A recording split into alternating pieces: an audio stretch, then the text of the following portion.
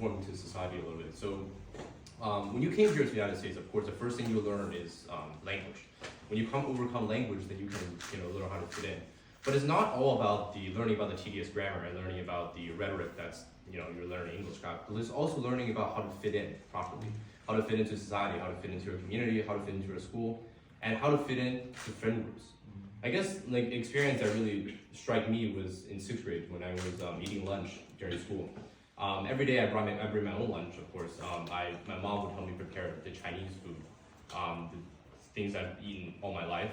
I found it very delicious to eat.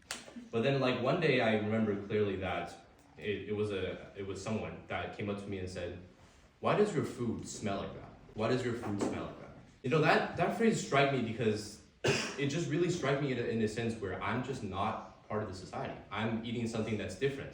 I'm not eating sandwiches. I'm not eating the burger that people usually eat.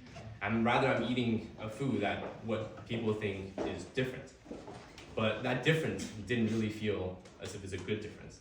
So I started telling my mom that I would not bring lunch. I would bring the sandwiches, the burgers that the Americans eat just to conform to society. Just to, not feel like I'm the one standing out in the group and just blend in. And that made me carry it around until I was in high school, where I realized that people value diversity. People actually value your culture. In high school, I'm in Sierra Canyon. We have the Chinese Culture Club, where every year in Chinese Lunar New Year, they would share their own food. They would share their own traditions.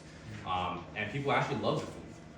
And from that moment, when I saw that, when I joined the club, when I saw the value of the culture, I realized that you don't have to conform.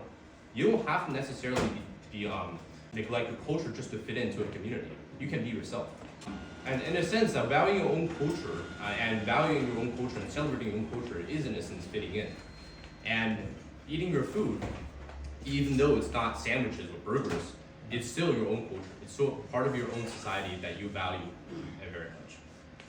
So today I still I still bring my own lunch. I still eat the Chinese food that I love. And I don't feel that I'm left out. I don't feel like I'm the unique one that's being laughed about every single time, but rather I value my own culture. I think I'm unique.